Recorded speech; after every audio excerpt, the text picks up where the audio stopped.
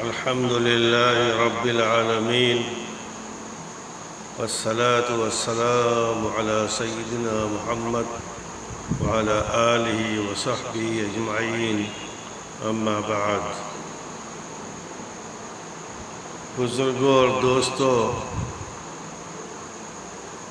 اور ایمان والے ساتھیوں، یہ محرم کا مہینہ چل رہا ہے جو اسلامی سال اور عربی سال کا پہلا مہینہ ہے۔ اس مہینے کے بارے میں عام لوگوں کے اندر یہ غلط فہمی پھیلی ہوئی ہے کہ اس مہینے کی عظمت اور برکت شہادت حسین رضی اللہ عنہ کی وجہ سے ہے۔ ابھی آپ لوگ محرم کے جلوس میں تعزیہ ڈول باجے کے ساتھ 10 تاریخ کو منایا ہے، اور اس کے ساتھ بریانیاں تقسیم کی ہیں، کہیں پانی کی سبیلیں لگوائی ہیں۔ عقیدہ اور تصور یہ ہے کہ حضرت حسین رضی اللہ عنہ چونکہ کئی روز کے پیاسے تھے، ان کو پانی پینے نہیں دیا گیا، لہذا اب پانی پلائیں گے ہم۔ سبیلیں اسی لیے لگواتے ہیں تاکہ ان کو دودھ اور پانی پلایا جائے۔ یہ سب چیزیں جو مناتے آئے، جو کرتے آئے، کہاں سے ثابت ہے ہمیں نہیں معلوم۔ حضرت حسین رضی اللہ عنہ آپ صلی اللہ علیہ وسلم کی وفات کے وقت تقریباً 6 سال کے تھے۔ آپ کی وفات کے 50 سال بعد سن 60 یا 61 ہجری میں یہ حادثہ پیش آیا۔ آج تک میری سمجھ میں بات نہیں آئی کہ خوشی اور غم منانے کا طریقہ کیا ہے۔ عام طور پر جب خوشی منائی جاتی ہے تو مٹھائیاں تقسیم ہوتی ہے، شربت بھی پلاتے ہیں، اور دنیا داروں کا طریقہ ہے کہ ڈھول بجاتے ہیں، تاشے بجاتے ہیں، ڈانس کرتے ہیں، اور پتہ نہیں کیا کیا کرتے ہیں۔ لیکن کیا غم منانے کا بھی یہ طریقہ ہے؟ اگر کسی کے گھر میں میت ہو جائے تو وہ افسوس کیسے مناتا ہے؟ اس بیچارے سے تو بولا بھی نہیں جاتا ہے۔ دوسرے لوگ اس کو لا کر کھانا دیتے ہیں، کھانا کھلاتے ہیں، ہمدردی کرتے ہیں، تسلی کرتے ہیں۔ اس میں کوئی شک نہیں ہے، یہ حادثہ تاریخ کا بہت بڑا حادثہ ہے، اسلامی تاریخ میں سیاہ باب ہے۔ یہ نواسے رسول کو ان لوگوں نے شہید کیا جو اس رسول کا کلمہ پڑھنے والے تھے، اسی کی شریعت پر ایمان لانے والے تھے، اور اس کے سامنے اس کا کلمہ اور درود پڑھنے والے تھے۔ یہ کیسی بدتمیزی اور جہالت تھی کہ جس رسول کا کلمہ پڑھ رہے ہیں اسی رسول صلی اللہ علیہ وسلم کے نواسے کو شہید کر رہے ہیں۔ اور کیوں؟ یہ جرم کی بنیاد پر نہیں، صرف اس لیے انہوں نے باطل کے سامنے سر نہیں جھکایا، باطل کے سامنے سینہ سپر رکھے، باطل کو جو اپنا کام کرنا تھا کر دیا۔ لیکن حق تو حق ہی رہتا ہے، حق ہمیشہ زندہ رہتا ہے۔ آج بھی حضرت حسین کا نام زندہ ہے۔ دوستو، اہل بیت سے محبت کا دعویٰ ہے، یقیناً محبت ہونی چاہیے، محبت یہ ایمان کی علامت ہے، لیکن یہ طریقہ نہیں ہے کہ آپ غم کے اندر ڈھول تاشے بجائیں، غم کے اندر آپ جلوس لے کر نکلیں، غم کے اندر آپ کھانے پینے بریانیاں تقسیم کریں اور سبیل لگوائیں، پتہ نہیں کیا کیا کرتے ہیں۔ یہ تو ثواب نہیں پہنچ رہا ہے ان کو۔ آپ نیک کام کیجئے، ثواب پہنچائیے، نیک کام کیجئے، ثواب پہنچائیے، ان کے نام سے صدقہ کیجئے۔ بہرحال حضرت حسین رضی اللہ تعالی عنہ کا یہ شہادت کا حادثہ 50 سال بعد پیش آتا ہے، اور آپ صلی اللہ علیہ وسلم نے آپ پر جو قرآن اترا اس قرآن میں پہلے ہی اس مہینے کی حرمت کا بیان کیا۔ قرآن نے صاف طور پر کہا ہے کہ اللہ کے نزدیک کتاب میں جب سے اللہ نے آسمان زمین کو پیدا کیا ہے یہ 12 مہینے ہیں، 12 مہینے، ان میں 4 مہینے حرم کے ہیں، محترم ہیں، 4 مہینے محترم ہیں، ذی قعدہ، ذی الحجہ، محرم اور رجب کا مہینہ۔ آپ یہ بتلائی کہ محرم کی عظمت آج ہے یا پہلے سے ہے؟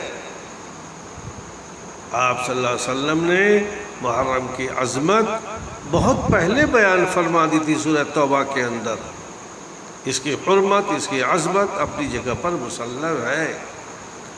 جاہلیت کا طریقہ یہ تھا، گڑبڑ تو کرتے تھے، وہ اپنی مرضی کے مطابق تقدیم و تاخیر کرتے تھے، آگے پیچھے کر لیا کرتے تھے، لیکن ان کا عقیدہ اور تصور یہ تھا ان مہینوں میں قتال کرنا حرام ہے۔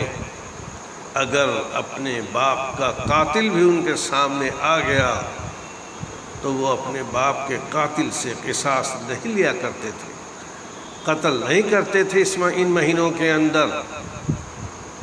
اب یہ ہے کہ ہمارے علماء کی اکثر رائے یہ ہے کہ وہ حرمت ختم ہو گئی ہے، قتال کو حرام تھا، اب وہ جائز ہو گیا ہے۔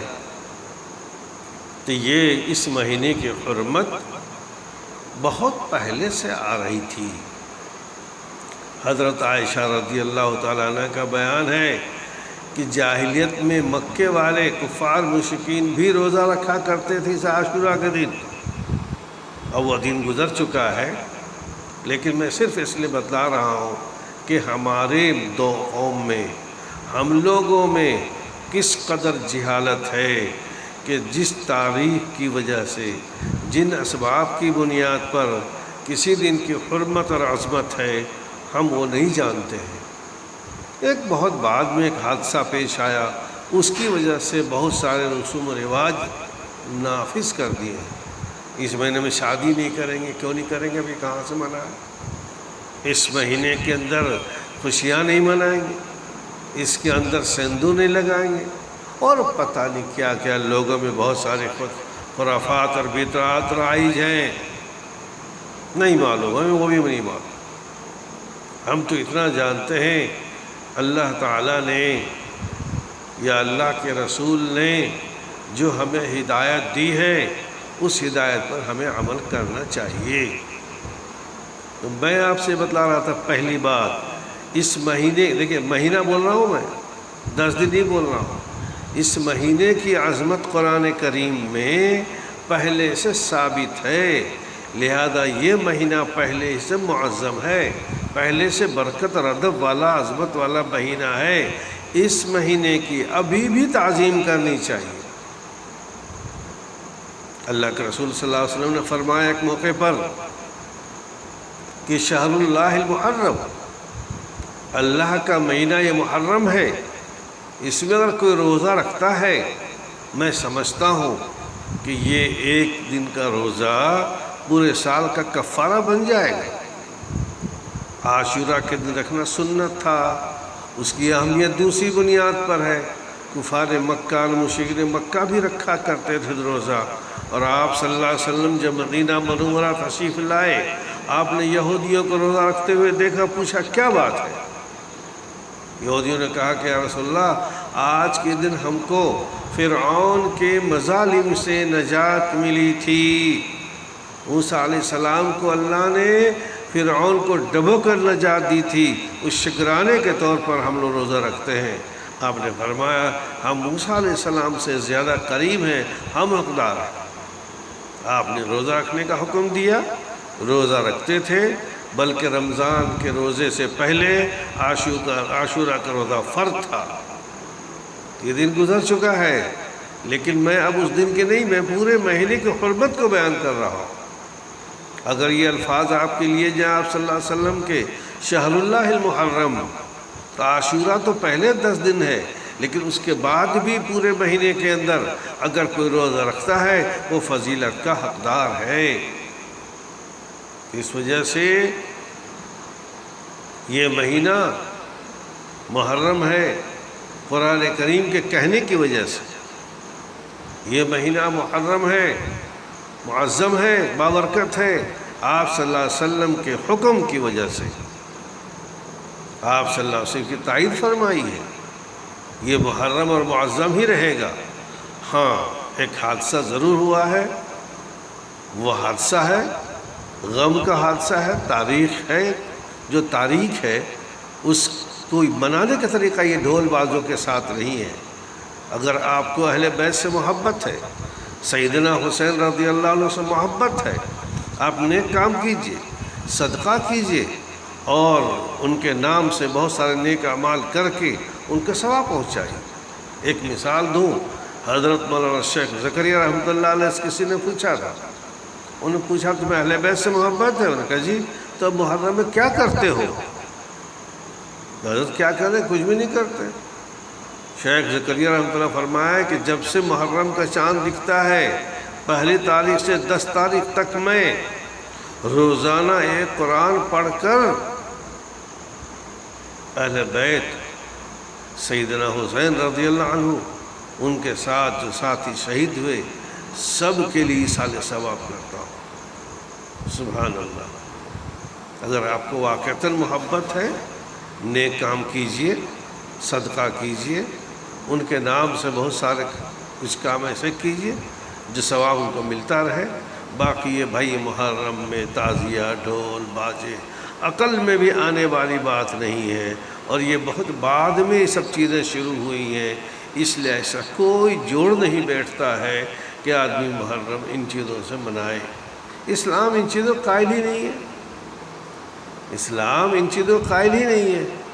بھائی دیکھو، ہم لوگ اسلام کو ماننے والے ہیں، ایمان لانے والے ہیں، اللہ رسول کے فرما بردار ہیں، اللہ نے جو فرما اس پر عمل کرنا چاہیے، اللہ کے رسول نے جو ہمیں ہدایتیں دی ہیں، جو ہمیں رہنمائی فرمائی ہر چیز کے اندر، ہمیں اس پر عمل کرنا چاہیے۔